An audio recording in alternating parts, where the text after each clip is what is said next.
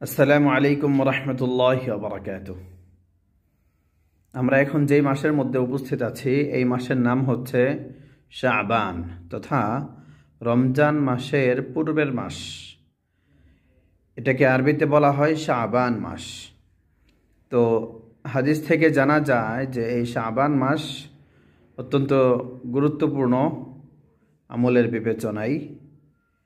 তো এই শাবান মাসের মধ্যে একটা বিশেষ রজনী আছে যেটাকে আমরা শবে বরাত নামে চিনি। তো এই রাত্রটা কবে?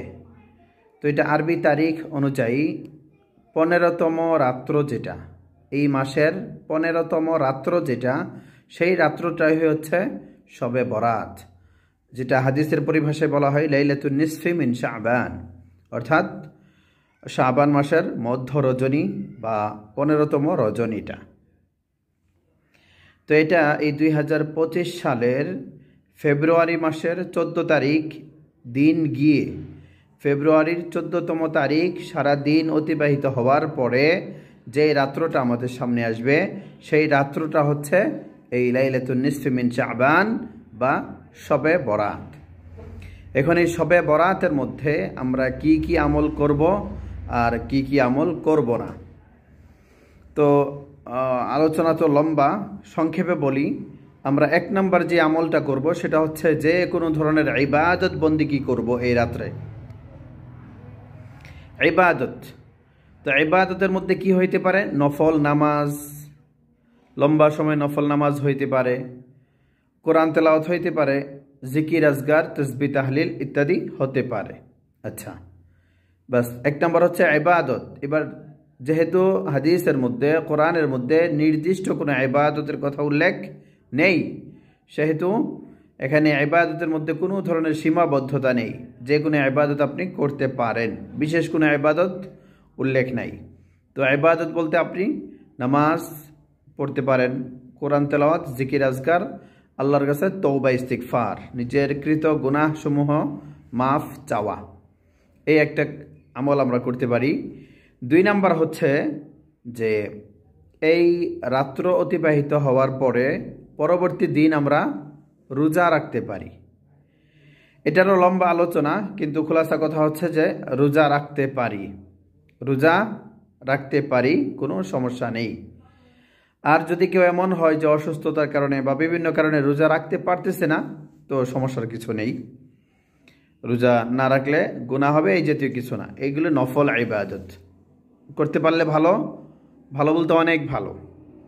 আবার একেবারে অবহেলা করে ছেড়ে দেওয়াটা সেটাও মোটেও ঠিক না। এরপরে আরেকটা ইবাদত বা আরেকটা আমল করা যায়, কিন্তু এটার মধ্যে অনেক সতর্কতার সাথে কাজটা করতে হবে। সেটা হচ্ছে এই যে লাইলাতুন নিসফি মিন শাবান বা 15তম রজনী, যেটা এই রজনীতে কবর জিয়ারত করা যেতে পারে। এটা একেবারে কোনো ওয়াজিব বা মুস্তাহাব সুন্নত এমন কিছুই না, বরং এটা একটা আমল। ব্যাস, নবীজি একবার করেছেন জীবনে, তো নবীজি যেহেতু কাউকে উৎসাহিত করেন নাই, পরবর্তীতে কোনো সাহাবী এই আমল করেন নাই, মানে একেবারে ধারাবাহিকভাবে করেন নাই, যার কারণে এটা কোনো সুন্নত বা ওয়াজিব বা মুস্তাহাব বলা যেতে পারে, কিন্তু একেবারে গুরুত্ব দিয়ে এটা জামাতবদ্ধভাবে সারিবদ্ধভাবে অনেকে একসাথে গিয়ে কবর জিয়ারত করা এবং এটাকে মহা সওয়াবের কাজ মনে করা এমনটা না। বরং কেউ যদি এই রাত কাটানোর জন্য কবরস্থানে গেলে, যেহেতু অন্যান্য হাদিসের মধ্যে আসছে কবরস্থানে গেলে মানুষের মন নরম হয়, সেই হিসাবে কেউ যদি কবর জিয়ারত করতে পারে। তবে এখানে সতর্কতা অবলম্বন করতে হবে যে দলবদ্ধভাবে সবাই অনেক হই হুল্লোড় করে মানুষের ঘুম নষ্ট করে সারা রাত্র কবরস্থানে গিয়ে কাটিয়ে দিলাম, ঘোরাফেরা করলাম, এরকমটা মোটেও ঠিক না। আচ্ছা, আর বর্জনীয় কাজ কি? বর্জনীয় কাজ হচ্ছে যে এই রাত্রকে কেন্দ্র করে বিশেষ কোনো খাবার দাবারের ব্যবস্থা করা, হালুয়া রুটি ইত্যাদি, এটা কোনোভাবেই প্রমাণিত না, কোরআন হাদিস দিয়ে প্রমাণিত না, এই জন্য এটা আমরা করব না। ঠিক অনুরূপভাবে এই রাত্রকে কেন্দ্র করে নতুন কোনো জামা কাপড় পরিধান করা না, এটাও প্রমাণিত না। আপনি যে কাপড় পরতেছিলেন সেটাই পরতে পারেন। আর যদি এমন হয় যে সারাদিনের ব্যস্ততার কারণে কাপড় চোপড় ময়লা হয়ে গেছে, এখন আপনি কাপড় চেঞ্জ করতে পারেন, সেটাতে কোনো আপত্তি নেই। কিন্তু এই রাত্রকে কেন্দ্র করে বিশেষ কোনো কাপড় পরতে হবে, নতুন কাপড় পরতে হবে, এটা প্রমাণিত না। আচ্ছা, এরপরে হচ্ছে আলোকসজ্জা করা, কবরস্থান বা বাসা বাড়ি বা কোনো বিশেষ জায়গা আলোকসজ্জা করে সেখানে ইবাদত বন্দিগি করা বা কথাবার্তা বলা ইত্যাদি, এরকম কিছুই প্রমাণিত না, সুতরাং এটাও আমরা করব না।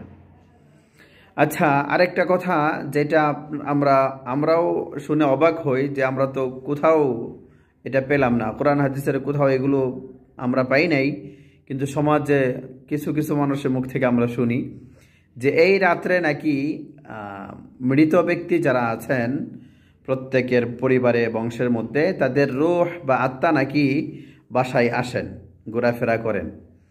তো এই জাতীয় কথা আমরা কোথাও পাই নাই।